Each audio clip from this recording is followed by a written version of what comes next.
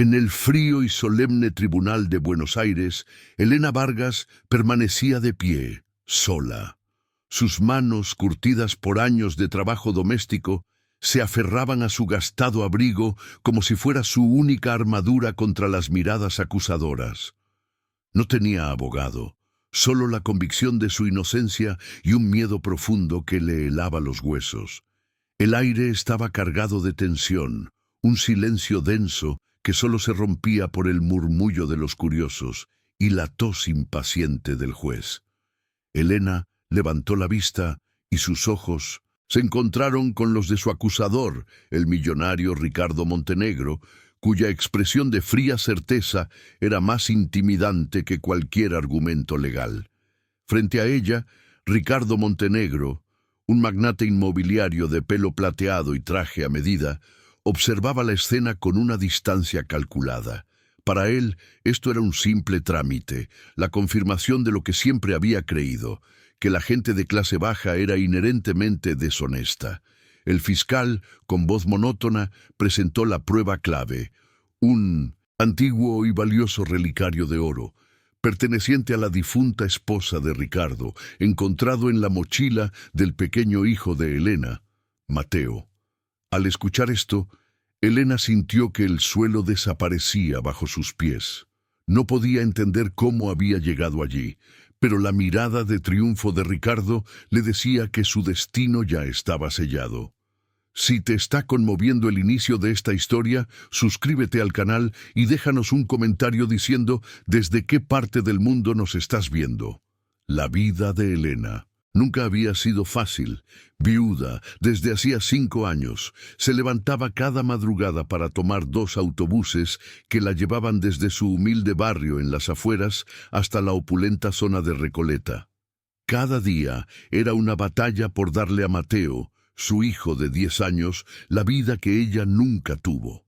A pesar del cansancio, siempre guardaba una sonrisa para él, enseñándole que la honestidad y la dignidad eran las únicas riquezas que nadie podría arrebatarles.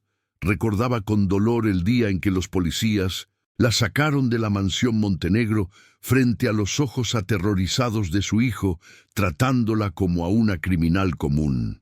Por otro lado, la mansión de Ricardo Montenegro era un palacio de silencio y soledad. Desde la muerte de su esposa se había encerrado en su mundo de negocios y desconfianza. El relicario no era solo una joya, era el último vestigio tangible de su amor, el único objeto que le recordaba la calidez en un mundo que ahora veía frío y hostil.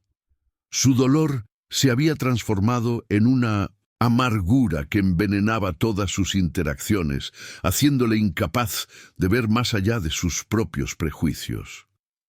Creía que castigando a Elena, de alguna manera, estaba protegiendo el recuerdo sagrado de su esposa.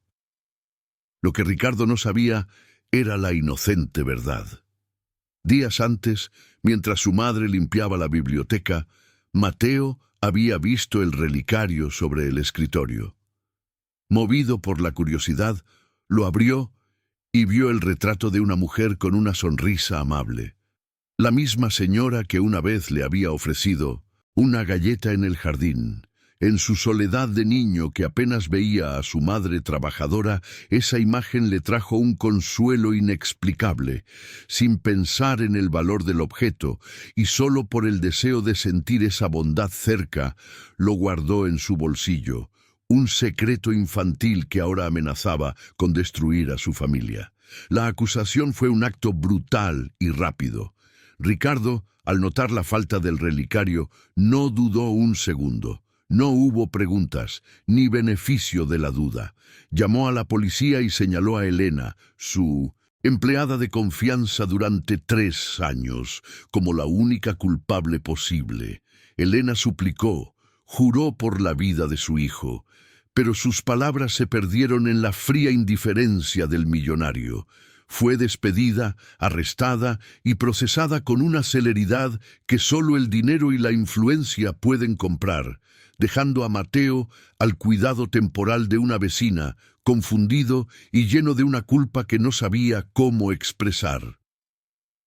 De vuelta en el presente, en la sala del tribunal, el fiscal concluía su alegato, pintando a Elena como una ladrona oportunista que se había aprovechado de la confianza de su empleador.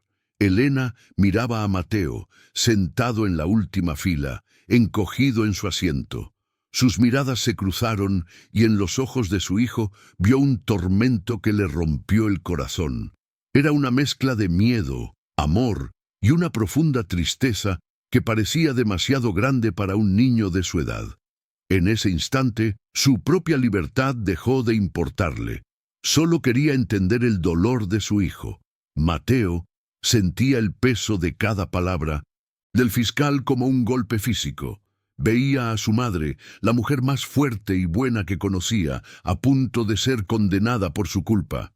El secreto le quemaba por dentro, una brasa ardiente de vergüenza y miedo. Recordó las noches en que su madre le leía cuentos sobre héroes que siempre hacían lo correcto, sin importar las consecuencias. ¿Era él un cobarde? ¿Dejaría que su madre pagara por su error infantil? La imagen de su rostro pálido y sus ojos llenos de lágrimas fue el empujón que necesitaba. El vínculo entre ellos era lo único que les quedaba, un amor incondicional forjado en la adversidad. Mateo recordó una conversación, semanas atrás, en la que su madre le había dicho: «La verdad siempre ilumina el camino, hijo, aunque al principio nos ciegue». Esa frase resonó en su mente con una claridad abrumadora. El amor por su madre finalmente se impuso al miedo a las consecuencias. No podía seguir siendo un espectador silencioso en la destrucción de la única persona que lo era todo para él. Tenía que hablar. Justo cuando el juez carraspeó, listo para emitir un veredicto que parecía inevitable, una voz infantil rompió el silencio sepulcral del juzgado. «¡Esperen!». Todos los ojos se giraron hacia el fondo de la sala.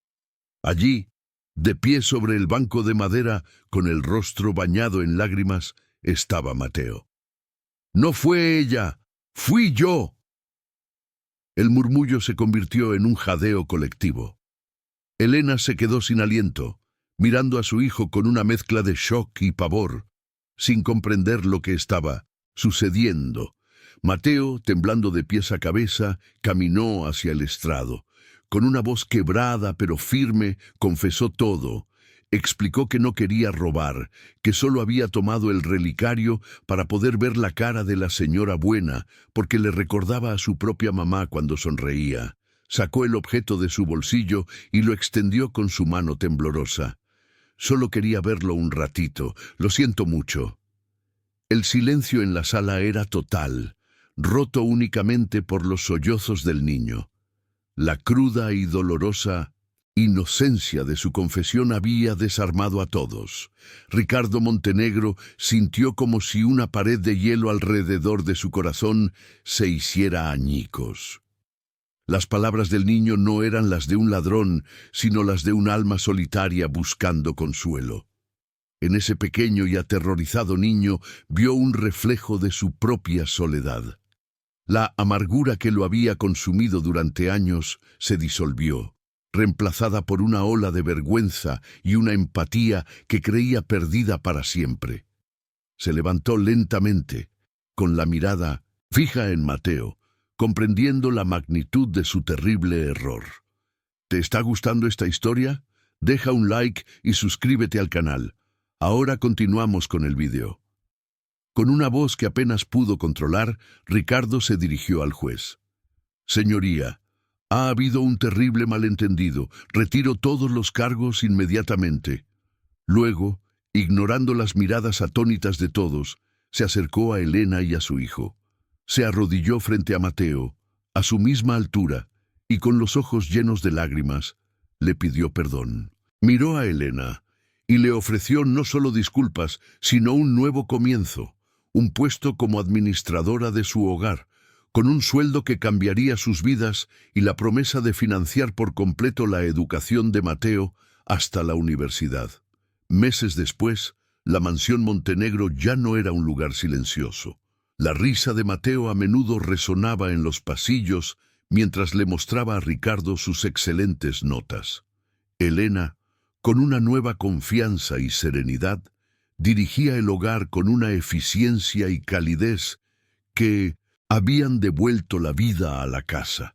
Ricardo había encontrado en ellos una nueva familia, un propósito que iba más allá del dinero.